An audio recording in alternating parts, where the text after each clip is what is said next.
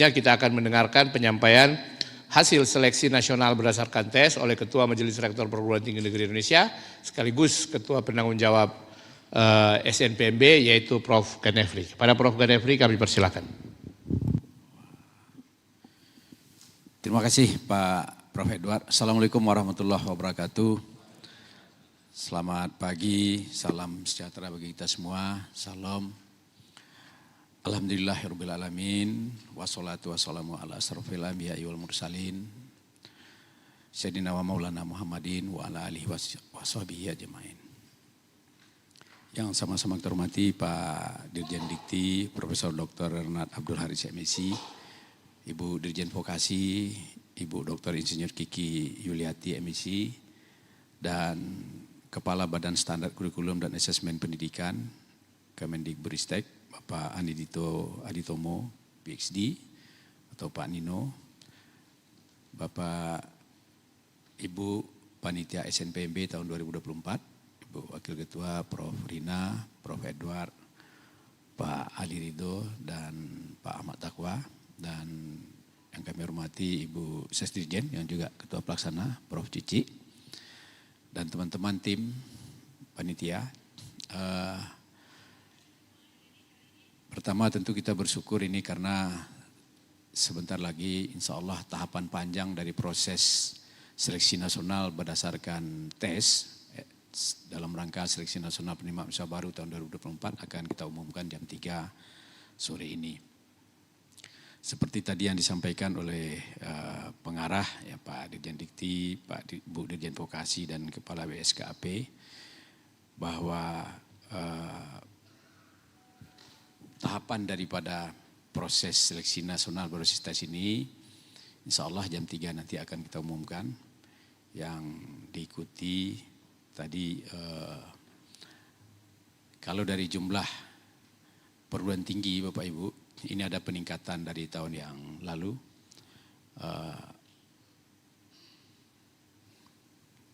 Jadi kalau total tahun ini ada 145 ya. Peningkatan ini sebenarnya yang signifikan itu dari PTKIN yang dulu hanya 18, sekarang ada penambahan 8 PTKIN baru yang bergabung di SNPMB atau di MRPTNI, Majelis Rektor Perguruan Tinggi Negeri. Dan dari Politeknik juga bertambah 1, ya, dulu 43, tahun ini 44. Sehingga total tahun ini jumlah PTN yang ikut di SNPMB ini 145. Kalau untuk perguruan tinggi akademik itu sudah seluruhnya di Indonesia.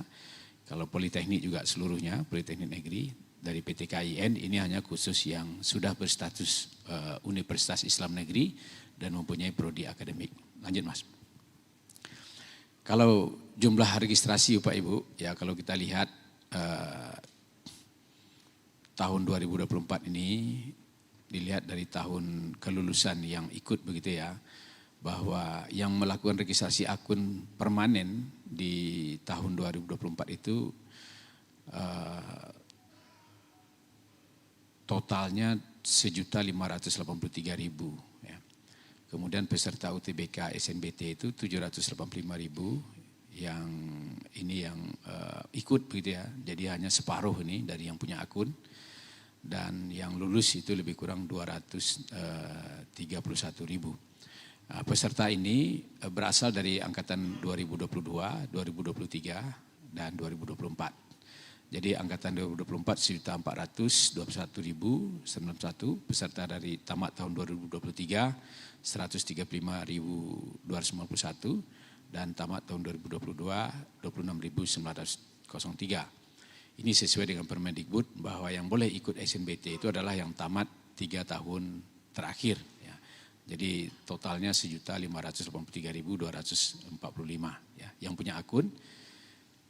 Berarti yang ikut kompetisi sebenarnya yang hadir itu Pak Ibu 749.257 ya. Lanjut Mas. Kemudian kalau kita lihat jumlah pendaftar SBMPTN tahun 2022 ini ya jumlah daya tampung sebenarnya meningkat Bapak Ibu dibandingkan tahun 2023. Tadi disampaikan Pak Dirjen ada peningkatan lebih kurang 5% ya. daya tampung kalau 2023 hanya 259.635, tahun 2024 272.248 ya.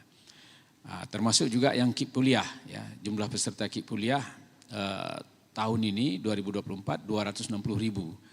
Jadi hampir sama dengan tahun 2023. Dan jumlah peserta reguler 524.000 ya, dan dari jumlah yang hadir 749.257. Lanjut Mas. Kalau kita lihat dari jenis sekolah ya, pendaftar SBMPTN 2022-2023 dari jenis sekolah ini memang masih didominasi oleh lulusan SMA yang paling banyak ya. Ya sesuai dengan tujuan dari pendidikan SMA itu sendiri ya. Sedangkan SMK dan MA ya, SMK total hanya 2024 ini 126.000 ya. Turun dibandingkan tahun 2023 ya. Dan hampir sama dengan tahun 2022 ya. Dan madrasah aliyah ini 99.871, ada peningkatan untuk dari madrasah aliyah. Kemudian dari SMA ini ada penurunan sedikit 592.398 ya. Lanjut Mas. Kemudian kalau kita lihat ya saya kira hampir sama ini ya. Cuma kalau kita lihat distribusinya berdasarkan jenis sekolah terhadap pilihan ya, PTN akademik, PTN vokasi, kemudian PTKIN. Jadi lulusan SMA itu yang memilih D3, D4 ya, itu memang masih banyak di PTN akademik ya. Jadi artinya ini PTN akademik yang punya vokasi Bapak Ibu ya. Sedangkan di PTN vokasi sendiri misalnya Politeknik ya, yang mendaftar D3, D4 itu ya dibandingkan dengan PTN akademik memang masih tapi satu yang menggembirakan bagi kita adalah bahwa ada peningkatan yang signifikan terhadap peminat anak-anak kita masuk menentukan pilihannya ke pendidikan vokasi. Walaupun masih di dominan itu di PTN akademik yang punya vokasi ya. Jadi nampaknya anak-anak kita ini memang masih melihat rumahnya begitu ya. Tapi setidak-tidaknya sekarang dia sudah berminat untuk vokasi dimanapun lah letaknya, apakah di akademik maupun di politeknik misalnya ya.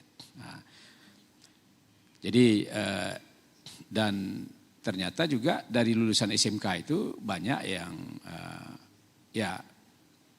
banyak yang masuk di S1 ya. Jadi ini juga sebuah fenomenal juga ya. Dari lulusan SMK itu ingin ngambil sarjana misalnya itu. Padahal harapan kita anak-anak SMK ini mereka kita harapkan bekerja atau lanjut ke vokasi ya. Nah, tapi ternyata mereka pilihannya masih tetap ke S1. Lebih banyak ini 224.571 ya. Lanjut Mas. Nah, kalau kita lihat 20 PTN akademik dengan pendaftar terbanyak ya, ini pendaftar terbanyak ini masih didominasi oleh UI ya 102.000, kemudian UNS Universitas 11 Maret 101.000, Gajah Mada, Undip, Brawijaya, Pajajaran, Erlangga, Sumatera Utara, Negeri Jakarta, Pertanian Bogor ya. Universitas Negeri Yogyakarta, Universitas Negeri Surabaya, Universitas Pendidikan Indonesia, Universitas Negeri Padang, UPN Veteran Jakarta, Universitas Jenderal Sudirman, Universitas Hasanuddin, Universitas Negeri Semarang, Universitas Negeri Malang, Universitas Sriwijaya. Ini 20 PTN akademik dengan pendaftar terbanyak ya dari 75 PTN yang ikut ya sekarang. Lanjut Mas. Nah, sedangkan PTKIN memang masih sedikit Bapak Ibu nih ya. PTKIN dengan pendaftar terbanyak itu ya UIN Jakarta tinggal 1.773. Ini juga menyangkut jumlah prodinya karena prodi umum yang dimiliki oleh UIN itu juga belum banyak begitu. Sehingga memang ini kalau kita lihat angkanya kecil ya. Misalnya UIN Negeri Mataram hanya 106 pendaftarnya. Mungkin prodinya hanya 2 atau 3 begitu ya. Tapi walaupun demikian mudah-mudahan ke depan ya prodi-prodi umum di PTKIN ini bisa juga meningkat ya. Tapi kenyataannya sekarang belum sesuai dengan harapan kita. Ya. Lanjut Mas. Sedangkan untuk 20 PTN vokasi dengan pendaftar terbanyak, ini ada peningkatan, ya, peningkatan yang saya kira cukup signifikan dibandingkan tahun yang lalu. Ya. Ada Politeknik Negeri Bandung 41.000, Politeknik Negeri Jakarta, Politeknik Negeri Malang, Politeknik Negeri Medan, Semarang, Padang, Sriwijaya, ya, Ujung Pandang, PENS Surabaya, Jember, ya, Negeri Samarinda, Politeknik Negeri Pontianak, Negeri Surabaya, Politeknik Negeri Batam, Politeknik Negeri Media Kreatif, Politeknik Negeri Bali, Negeri Kupang, Lampung, Madiun, dan Bandung. Nah, ini 20. Lanjut Mas. Kemudian statistik pendaftar untuk difabel, ya ini yang tunanetra itu jumlah pendaftar difabel 75, kemudian yang lulus 20, ya. Kemudian tunadaksa ini ada 830 yang mendaftar, lulus 169. Jadi total yang difabel itu 905, lulus 189, ya, lebih kurang 20,89% dari pendaftar difabel yang lulus. Lanjut Mas.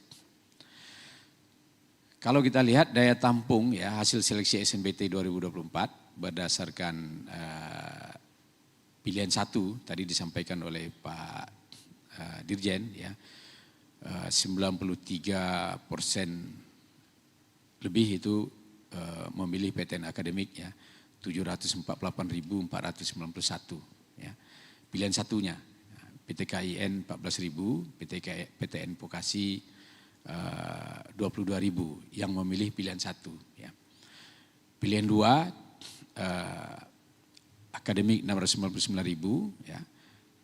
PTKIN 26.000, kemudian PTN vokasi 31.000. Kemudian 34, ini ada kenaikan yang signifikan, ya, untuk vokasi, tapi mereka masih tetap memilih di PTN akademik, vokasi yang punya di PTN akademik, ya. Jadi kita melihat masyarakat itu masih melihat rumahnya gitu, ya. Lihat rumahnya di mana ini. Nah, jadi kalau ibarat naik pesawat katanya biarlah duduk di belakang tapi pesawatnya Garuda misalnya. Nah, itu juga mungkin masih seperti itu. Pilihan 34 339.000, ya, yang untuk akademik 2.527 untuk PTKIN dan PTN vokasi 107.000, ya. Kemudian pendaftaran pilihan 4 174.000, PTN akademik dan PTKIN 690.000. Tapi yang menggembirakan kita ini vokasi Bapak Ibu, ya. Lanjut Mas. Lanjut, ya. Ini hasil seleksi untuk yang diterima, ya. Jadi dari yang mendaftar tadi yang diterima untuk PTN akademik 190.000, ya, totalnya. PTKIN 12.000, PTN vokasi 28.000. Nah, kemudian pilihan 1 87.000, pilihan PTKIN 3.790 dan PTN vokasi 5.730. Kemudian pilihan 2 PTN akademik 83.000, PTKIN 7.500, PTN vokasi 4.216. Dan pilihan peserta terbanyak, ya. Jadi yang paling banyak itu Universitas Negeri Surabaya, ya, menerima 7.614, ya. Kemudian Hasanuddin, Brawijaya, Lampung, Universitas Pendidikan Indonesia, kemudian Universitas Negeri Padang 4.900, Universitas Negeri Makassar 4.921, Negeri Medan, Sultan Ageng Tirtayasa, Universitas Diponegoro, ya. Kemudian Sriwijaya, dan yang 20 peringkat 20 penerima peserta terbanyak Universitas Tadulako 3.400. Ya. Lanjut Mas. Ini PTN penerima peserta KIP kuliah terbanyak. Ini dari Universitas Negeri Surabaya, ya, 3.014, Universitas Negeri Padang.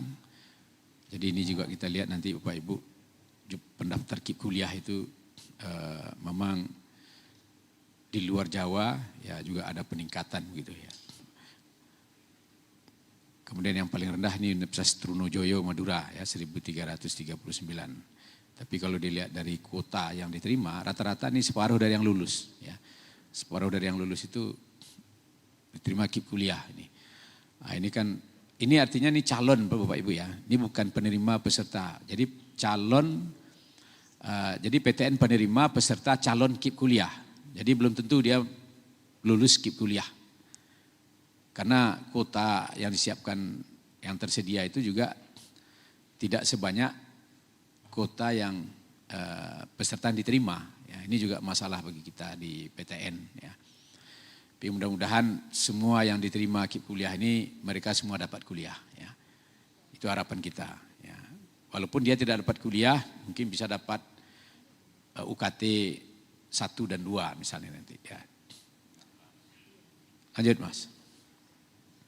Kemudian ini 20 prodi terketat Bapak Ibu. Ya, 20 prodi terketat itu didominasi oleh vokasi Bapak Ibu. Ya, vokasi. Ya. Farmasi D3, keperawatan anestesiologi, kebidanan, manajemen, hubungan masyarakat, teknik sipil, ya, analisis farmasi dan makanan. Semuanya ini vokasi ini.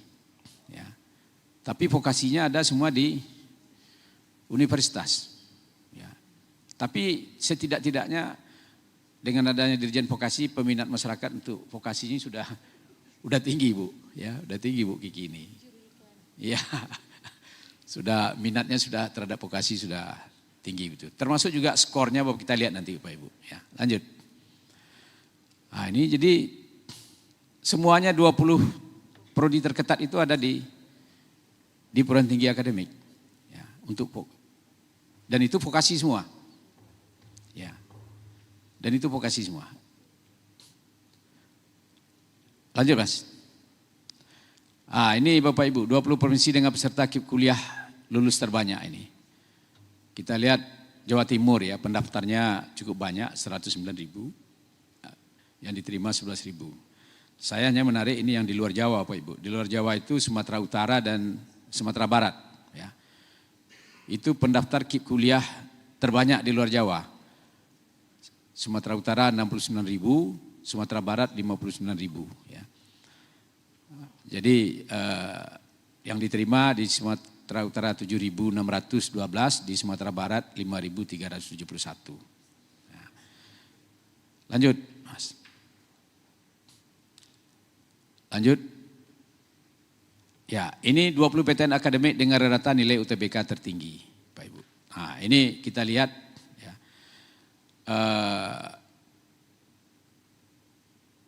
Ini juga didominasi oleh ITB, ya, ITB, UI, Gajah Mada. Ya, dan memang skornya rata-rata Pak Ibu 718 ya, 7,73. Jadi memang skornya sangat tinggi ini. Ya, yang 20 paling bawah itu Universitas Negeri Malang 574, 53. Ini untuk akademik. Lanjut. Ini PTKIN.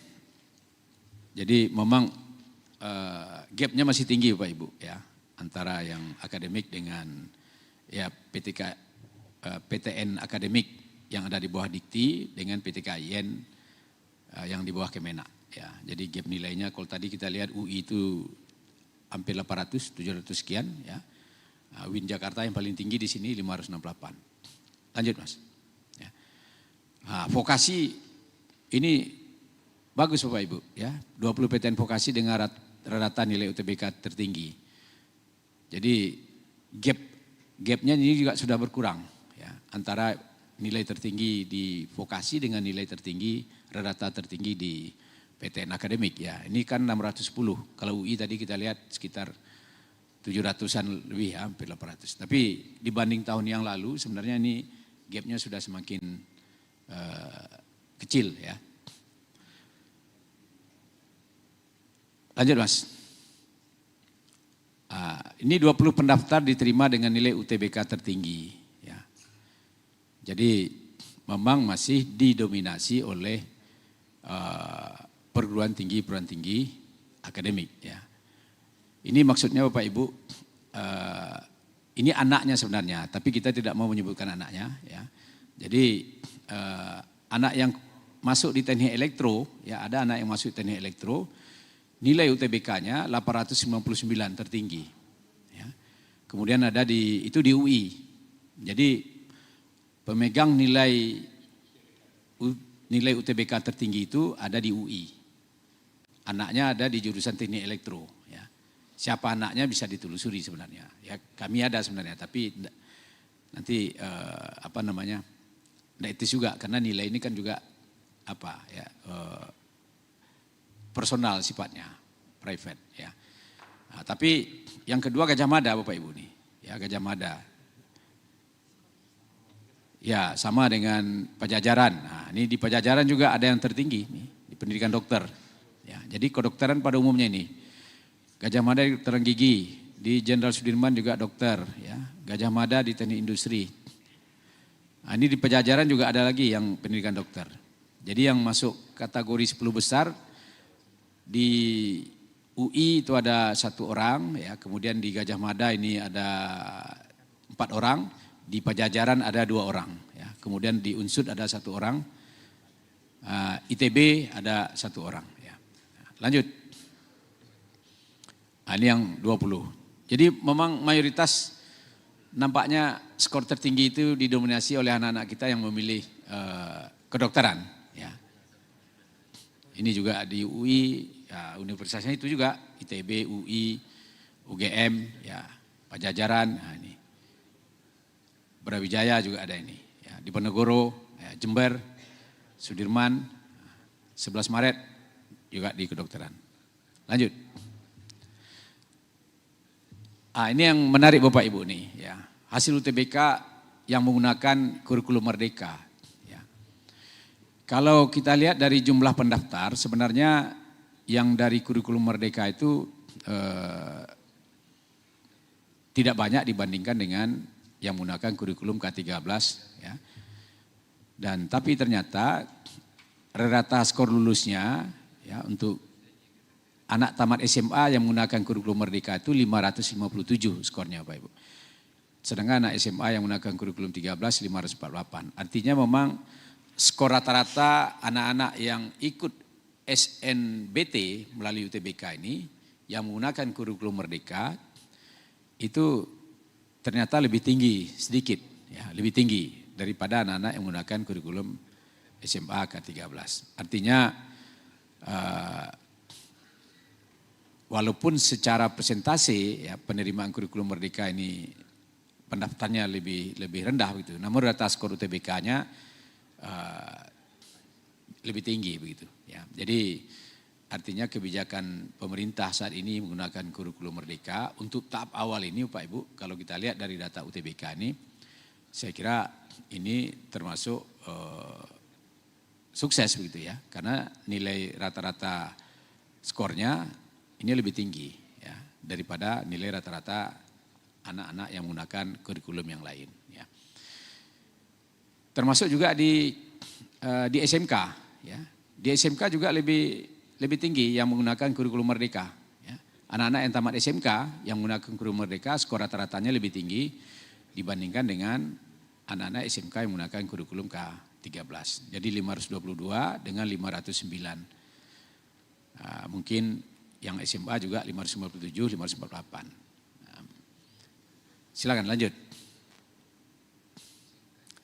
Ini juga yang menarik Bapak Ibu. Rata skor UTBK diterima berdasarkan program. Ya. Jadi selisih skor rata UTBK tahun 2024 antara calon mahasiswa sarjana dengan diploma 3 ini lebih kecil dibanding tahun 2023. Jadi hal ini menunjukkan ada peningkatan kualitas calon mahasiswa yang masuk di prodi vokasi.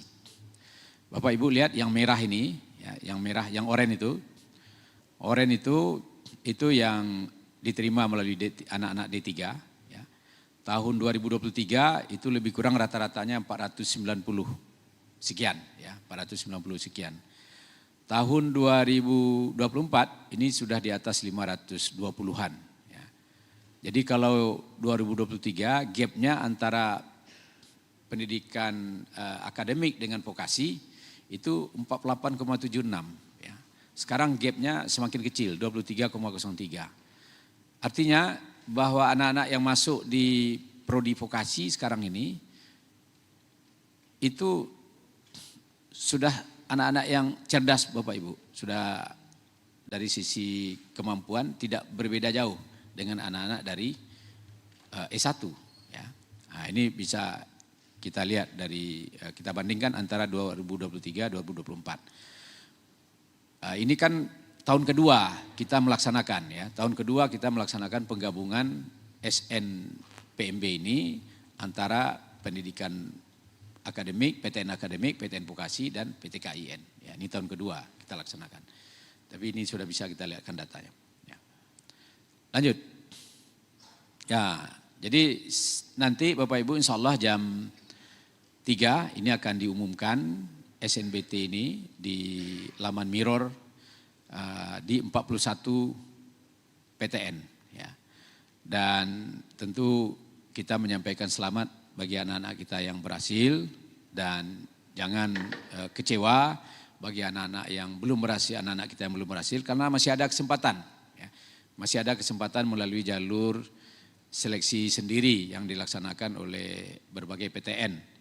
Dan satu hal Bapak Ibu, anak-anak kita hari ini setelah diumumkan mereka juga langsung bisa mengunggah nilai UTBK-nya. Ya. Karena nilai UTBK ini saat ini banyak permintaan dari Kementerian Kelembagaan Sekolah Kedinasan. Ini mereka gunakan sebagai salah satu skor menjadi persyaratan untuk ikut begitu. Ya. Termasuk beberapa PTN. Jadi beberapa PTN negeri di Indonesia ini juga akan menggunakan nilai UTBK ini sebagai dasar untuk menerima melalui jalur seleksi sendiri. Ya. Jadi insya Allah ini bisa di download ya, dilihat nanti setelah pengumuman jam 3 sore hari ini. Dan tentu terima kasih ini kepada kawan-kawan media ya, sekali lagi atas kehadirannya dan kebersamaan kita selama ini. Dan tentu kita berharap kerjasama ini terus bisa kita tingkatkan untuk memberikan informasi yang akurat kepada masyarakat kita, khususnya anak-anak kita yang mengikuti SNPB tahun 2024. Kami kira itu yang dapat kami sampaikan dan sekali lagi terima kasih. Wassalamualaikum warahmatullahi wabarakatuh. Waalaikumsalam warahmatullahi wabarakatuh. Terima kasih Pak Prof. Ganefri selaku Ketua Penanggung Jawab SNPMB.